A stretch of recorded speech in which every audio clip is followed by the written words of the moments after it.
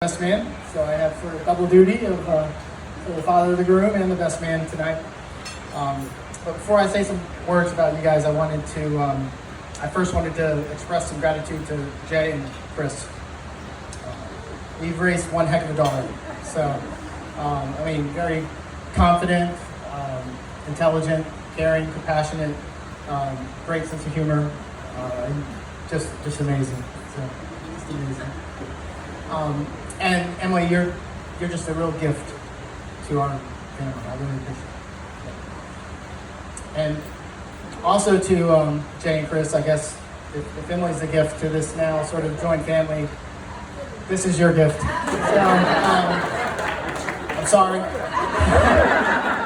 We did the best we could. Now, a lot of best men speeches start with, the best man talks about how they met the groom. Either in school or on a team or in college or in a job. But clearly, I've known this guy quite a long time. Held him in my arms as an infant, changed his diapers, peed on me, thrown up on me. And that's not just the bachelor party, But I've had the chance to really see him grow into the man that he is. And I've just been so impressed. He's just really excelled at everything that he's ever tried. Excelled in school, excelled in sports, excelled in finding an awesome life. So I know you've been my best man for these past 27 years, and I just want to tell you I love you very much. So.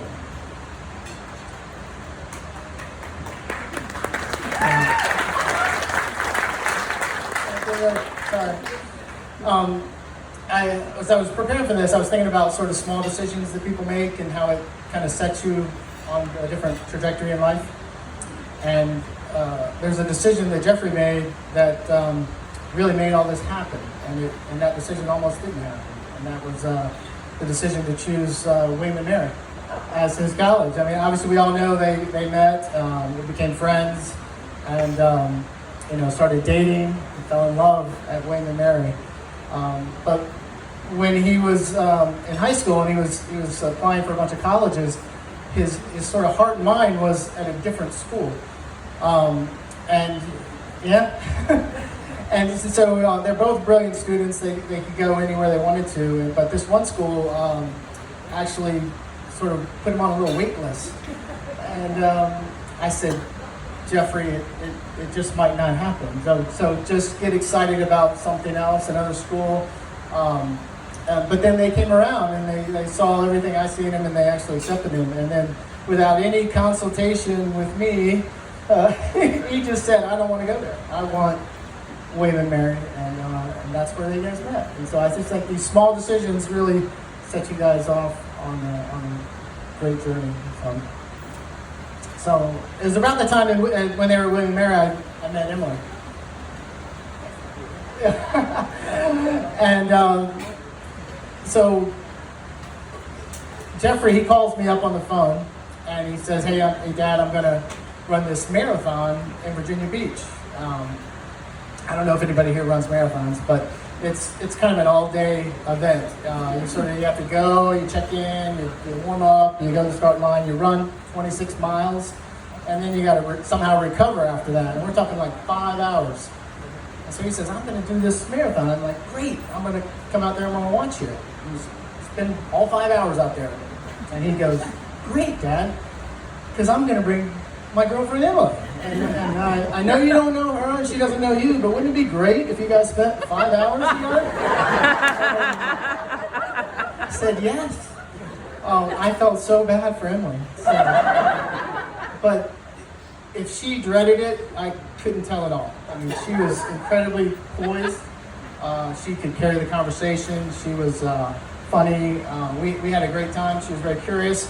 And I could tell she really cared for Jeffrey, and that's really what made me the happiest. And he had to care for her if he was going to let her, get exposed to this kind of craziness. So I kind of want to close. We're celebrating this great marriage. I wanted to recognize a few other couples out here. I've been married to Karen for 18 years. I know Jay and Chris, you guys have been married 33 years. Tom and Linda Klein, married 53 years. And my parents, who couldn't make it here, but they've been married 57 years. So I thought, you often hear in these speeches, some advice, and I think there's probably no secret recipe is to sort of what made these marriages so long, lasting, and happy. But I think if you ask those folks, they would probably say that they've had some of the best times of their life because they spent it with their best friend. And I think they would also say that they had some of the most challenging times in their life, and they got through it as a team. And as I was thinking about a way to kind of sum these things up, I found a sort of a verse. It's in the book of Matthew, chapter 6, verse 21, and it says, "Where your treasure is, there will your heart be also." So where your treasure is, there will your heart be also. And so if we could all sort of raise a glass, I want to give a toast. And so my toast to you guys is that you will continue to treasure each other year after year, grow closer together year after year, and I'm sure if you do that, you'll just have an amazing life of health, happiness, and love. So, here.